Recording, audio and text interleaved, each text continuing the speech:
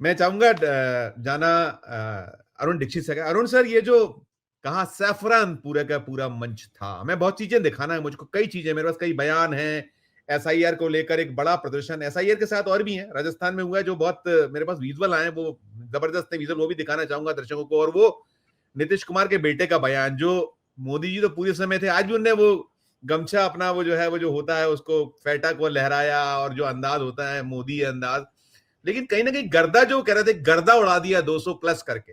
तो आज जो उनको लगता है, मुझे कई चीजें वो निशांत के बयान में समाहित है, मैं करता हूं।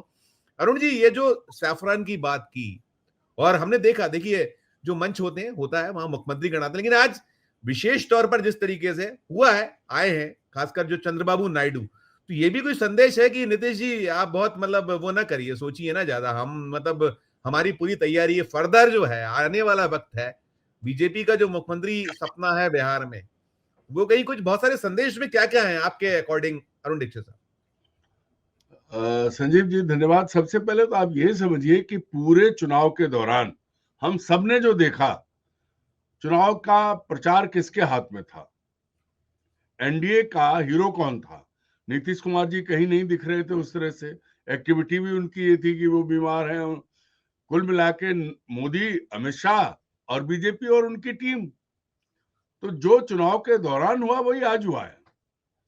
और जैसा कि सुनील जी ने कहा कि नीतीश जी ने अपने लिए, अपनी टीम को ठीक रखने के लिए, टूट से बचने के लिए सीटें खाली रखी हैं, क्योंकि संख्या बराबर है।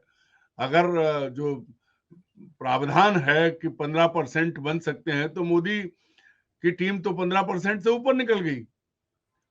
तो ये असली गेम जो है, ये सिर्फ ये तात्कालिक व्यवस्था है, ये सब बदलेगा। और ये 90 दिन अगर चल जाए, क्योंकि आज एक नई चीज भी आई है, सुप्रीम कोर्ट ने वो राज्यपाल को लेकर भी कहा फैसला है, दिया है। कहा है, कहा है, कहा है, बहुत तो सख्त सख्त अब उसमें संदेश।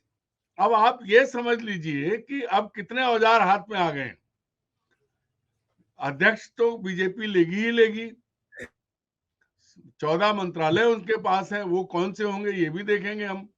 और उसके बाद गवर्नर साहब, लाट साहब तो फिर लाट साहब है। तो जो आज मोदी जी गमछा घुमा रहे थे या गए, तो वो अंदर का जो है कि हाँ पॉलिश, भाई सीधे तो बिहार में बीजेपी नहीं पा सकती थी। बीजेपी इतिहास में ये दर्ज रहेगा कि नीतीश के कंधे पर बैठकर आई, पहले पीछे रही, और अब धीरे से वो सत्ता पर काबिज होगी। आज जो जिस तरह नीतीश जी ने पढ़ी है शपथ, उसमें भी सब समझ में आ गया। तो अब ये मत देखिए, जैसा कि अभी कहा अपने संजीव शरण, चंदन जी उन्होंने, ने, चंदन संजीव जी चंदन। ने, कि आगे क्या होगा, होना क्या है आगे। कुल मिला के जो होना है वो जेडीयू को ही टूटना है, क्योंकि अब तक देखिए जनता दल के जाने कितने टुकड़े हुए हैं, सुनील भाई बताएंगे। नीलम भाई से हमारे पूछूंगा। हमारे मध्य प्रदेश के हैं, तो टूटने के लिए वो तो जाने। अब ये होना है। और राइट। मैं मैं आज अहमदाबाद में एक मित्र से बात कर रहा था, तो उन्होंने कहा जो आपको रेट मालूम। मैंने कहा काहे का रेट यार, अभी सरकार बननी है, शपथ हुई है। बोले नहीं नहीं, रेट तय है, मोटा भाई ने रेट खोल दिया है। और खोखे जो हैं वो मध्य प्रदेश से बड़े हो गए हैं। तो ठीक। आज अगर ये कर लेते तो गदर मच जाता। ये बड़े धीरे से होगा, आप ये मान धीरे लीजिए। धीरे से जोर का झटका होगा, धीरे से जोर का झटका। बहुत बहुत महीन तैयारी है। अगर ये आंकड़ा जो चिराग, कुशवाहा और मांझी और अमित शाह जी, इनको सबको मिला के ये आंकड़ा 125 123 पहुंच जाता, तो किसी भी कीमत पर आज नीतीश शपथ नहीं ले रहे होते। पहला ही साफ हो जाता है। इतना इंतजार मोदी जी नहीं करते। मोदी जी की सबसे बड़ी प्राथमिकता है कि बंगाल चुनाव से पहले बिहार की सत्ता हासिल कर ले, ताकि बिहार को सेंटर बना के बंगाल में ताकत लगाई जा सके। बिहार में जब ताकत में बैठे होंगे, खुद पूरा स्टेट उनके हाथ में होगा, तो वहां से बंगाल को काबू करना आसान होगा। ये ठीक। उनका टारगेट है। और ठीक। इसकी तैयारी आज आपने देखी जो राइट। सैफरन भगवा रंग हो रहा था, और ये संख्या है, ये 9 जो हैं ये पूरे 14 पे नहीं पहुंचेंगे। आंकड़ा जो 30% से मंत्रिमंडल का होना चाहिए वो होगा ही नहीं नीतीश की अगुवाई में। इसकी तैयारी अमित शाह जी करके बैठे हैं, क्योंकि भाई किसको बुरा लगता है जब राजे महाराजे बिकते हैं। मैंने कल भी कहा था कि लक्ष्मी के आगे राजे महाराजे बिक जाते हैं तो बिहार तो एक गरीब राज्य है। अगर राइट सर। वहां के विधायक को 10, 20, 25, 30 खोखे मिल गए, और याद करिए आप नरसिंह राव की सरकार, तब तो बिहार ही था वो, यस बिहार सर। नहीं चलाई थी 5 साल, सुनील जी यस। जानते हैं। तो ये चीज मोदी जी ने आज का जो शक्ति प्रदर्शन किया है वो इसलिए किया है, और ये दिखाने के लिए किया है कि सरकार हमारी है। अगर गाली हमने खाई, अगर ज्ञानेश कुमार जी ने पूरा आंकड़ा दिया कि 1,22,400 का आंकड़ा मंत्रियों के लिए फिट है, वो सब किया है, तो सत्ता की मलाई हम दूसरे को नहीं खाने देंगे। और ठीक ये सर। बहुत साफ है। बस ठीक। इसको इसको आप स्पष्ट मान के चलिए कि बहुत जल्दी नीतीश जी का स्वास्थ्य खराब हो जाएगा। उसके बाद मुख्यमंत्री कौन बनेगा, हो सकता है जिनको अपने अमित शाह जी ने कहा था कि मोदी जी सम्राट चौधरी को बहुत बड़का आदमी बनाना चाहते हैं, हालांकि कई को बड़का बना रहे थे वो। तो अब देखिए क्या होता है, लेकिन ये पक्का है कि सरकार जो है ये बहुत दिन चलने वाली नहीं है। बिल्कुल, बिल्कुल, बिल्कुल। देखिए प्रतिक्रियाएँ आई हैं, एक आध 2 प्रतिक्रिया सुनाता हूँ मैं। सुनील जी से सवाल करता हूँ। सुनील जी, बड़ा दिलचस्प सी बात है, यहाँ छोड़ा है अरुण जी ने, वहीं से सवाल उठाऊँगा। एक आध आप देखिएगा, ये क्या कह रहे हैं? पवन खेड़ा हैं, कुछ कह रहे हैं, छोटा-सा एक बयान है बधाई उनका। देते हैं, उम्मीद करते हैं कि उनके साथ धोखा ना हो और वो अपना टर्म पूरा कर पाएँ, और बिहार के लिए जो पिछले 20 साल में नहीं हुआ उसमें से कम कुछ तो कर पाए। बिहार में जो उन्हें जीत मिली है वो कैसे भी मिली हो वो अलग बात है, लेकिन अपने वादे पूरे करने चाहिए।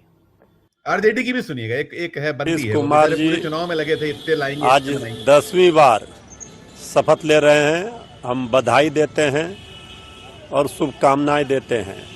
जो सरकार आज शपथ ले रही है बिहार में, वो बिहार की भलाई के लिए काम करे, जो वादा किया था जनता के साथ उसे पूरा करे, बिहार की तरक्की हो, ये हम चाहते हैं। हम एक जिम्मेवार विपक्ष की भूमिका अदा करेंगे, और राजनीति अलग है, राजनीति होती रहेगी, लेकिन बिहार का हित कैसे हो, बिहार को उसका वाजिब हक कैसे मिले, बिहार से पलायन रुके, बेरोजगारी खत्म हो, गरीबी खत्म हो, बिहार में उद्योग धंधे लगे, और जिन माताओं बहनों के साथ जो वादा किया था 10,000 रुपये दिए थे वो 2 लाख रुपये कब देंगे। ये सरकार से हम मांग करेंगे कि जो चुनाव के समय आपने वादा किया उसे पूरा कीजिए, वो फिर जुमले में तब्दील ना हो जाए, इसका ख्याल रखें। आज सरकार में शपथ लेने वाले सभी माननीय मंत्रियों को भी हम बधाई और शुभकामना देते हैं। अच्छा सरकार, अरुण जी, 2 चीजों पर देखिए, एक तो जो जहां छोड़ा, वो क्या सुप्रीम कोर्ट ऑफ इंडिया को सुमोटो नहीं लेना चाहिए? ये जो मसला आया 272 हस्ताक्षर, उसको ले ले, और 5 करोड़ हस्ताक्षरों को आपने किनारे कर दिया, तो एक तो उस पे लेके और कर लेना जांच एक बार। और दूसरा, जो हम एसआईआर का रोना रोते हैं, दल रोते हैं, राजनीतिक दल, सुनील जी ने जो बात कही है, मैं वही मध्य प्रदेश में आप पा रहे हैं कि जो राजनीतिक, जैसे कहा उन्होंने कि राजद ने वहां क्यों नहीं किया बिहार में, यहां क्या हो रहा है मध्य प्रदेश में, हम जहां बैठे हैं, और भी जगहों पर सुनील भी पूछूंगा, लेकिन दोनों पर आपकी टिप्पणी है, आप क्या कहेंगे दोनों पर?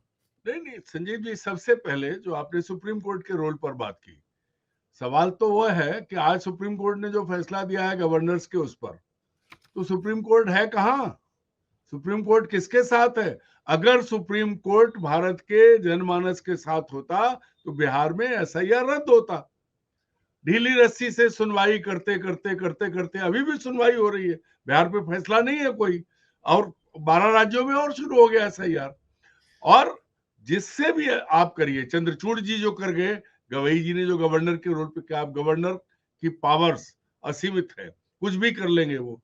तो ये जो चीज है, जो भी हमारी मान्य संस्थाएं जिनसे हम उम्मीद करते थे कि हाँ ये सही करेंगे, ये चेक एंड बैलेंस के लिए सुप्रीम कोर्ट के बाद तो कोई रास्ता नहीं है ना आपके पास, और कोई दरवाजा नहीं है। आज के बाद वो भी बंद हो गया। अब बिहार के बाद बिहार के मामले में जिस तरह का ढीला रवैया सुप्रीम कोर्ट का रहा, तारीख पर तारीख, तारीख पर तारीख, और उसके बाद का जो फैसला अब आया है राज्यपालों की, महाराष्ट्र में तो 5 साल सरकार चला दी थी उन्होंने, सब कुछ के बाद, वो भी आधा अधूरा फैसला। वो सारी चीजें हैं। अब सुप्रीम कोर्ट का की भूमिका क्या है? कायदे से सुप्रीम कोर्ट उसी वक्त सख्त ऑर्डर देता जब बिहार में, महाराष्ट्र में चल रहा था। नार्वेकर साहब तमाशा बनाए हुए थे प्रजातंत्र का, और सुप्रीम कोर्ट का भी तमाशा बनाए हुए थे। तो आप ये तो भूल जाइए कि अब भारत में कोई भी ऐसी संस्था नहीं बची है जो जनता के साथ खड़े होने की हिम्मत जुटा सके। कुछ चुन चुन के जो लोग बैठाए गए हैं, आप पार नहीं पा सकते। जिनका मुकाबला वही है फिल्मी डायलॉग, चाइना गेट का डायलॉग है ना, कि हौसला तो ले आओगे, कमीनापन कहां से लाओगे? तो वो चीज कहां से आएगी? और दूसरी बड़ी चीज ये है, आप 272 का आंकड़ा लाए, सुनील भाई ने बताया, सुनीलम जी ने, कि 175 का। मेरा ये कहना है कि जब नरेंद्र मोदी जी, अमित शाह जी, संघ और बीजेपी के सारे तर्कस के तीर खाली हो गए राहुल पे, तब इन रिटायर्ड लोगों को निकाल लाए कि भाई अगर कोई भी इनमें से 272 में से एक, वो यूपी के डीजीपी हैं, सुनील भाई जानते हैं, मायावती ने धक्के मार के हटा दिया था, और क्या उनकी छवि है, वो आज बड़ा ज्ञान दे रहे थे। तो ये जो लोग हैं, इनको आग लग रही है, लूट हो रही है, उस पर कुछ नहीं दिखा, एसआईआर पे कोई बात नहीं है, लेकिन राहुल ने चुनाव आयोग पे सबूतों के साथ सवाल उठा दिया, तो सबके पेट में दर्द हो गया। अब इससे एक मैसेज और है, भारत की नौकरशाही, भारत की न्याय व्यवस्था, भारत की सुरक्षा एजेंसियां, भारत की जांच एजेंसियां और भारत की फौज, इस सब का भाजपाईकरण हो गया है। ये सबसे गंभीर बात है। और इसका असर कहां तक जाता है? अभी हमारे सुनीलम भाई ने कहा कि अभी इस चुनाव में नीतीश कुमार 46 से 85 पे आए ना, इसका मतलब ये भी इस चुनाव को सही मानते हैं कि बीजेपी और जनता जेडीयू ने जिस तरह से इतना बड़ा बहुमत हासिल किया है, नीतीश कुमार का बेटा नहीं माने, लेकिन इनकी बात से आम धारणा यही है कि गड़बड़ नहीं मान रहे। मैं वो बयान सुना देता हूं, पहले मैं सुनीलम की, आप करिए, कंप्लीट करिए, मैं सुनीलम की टिप्पणी ठीक कह रहा हूं कि सबसे बड़ी समस्या ये है कि कोई भी ऐसी संस्था नहीं बची। फौज का एक डेकोरम होता था, कहां तक तोड़ा, कहां पहुंचा दिया। एजेंसियां कहां काम कर रही हैं? अब रही बची थी कि भैया सुप्रीम कोर्ट करेगा। अब सुप्रीम कोर्ट ने भी जो कुछ करना था कर दिया, आगे वाले से तो आप उम्मीद भी मत करिए, उनके बारे में तो सब जानते हैं। तो इसलिए भगवान ही कुछ कर सकता है इस देश का, बाकी कुछ नहीं, या फिर सड़क पे उतरे। मैं तो कहता हूँ डॉक्टर सुनीलम, अगर वही सुनीलम होते जो मुल्ताई से चुनाव लड़के जीते थे, तो मैं इनकी अगुवाई में लड़ता। ये हमारे साथ के हैं और हम सब चलते हैं, क्योंकि अब वही जैन जेड जिसको लाना पड़ेगा, अन्यथा कोई रास्ता नहीं है। अगर 75 साल के नरेंद्र मोदी अपना गमछा घुमा सकते हैं, तो 65 साल के अरुण दीक्षित 2-3 फीट तो ऊंचा कूद ही सकते हैं, क्यों नहीं कूद सकते?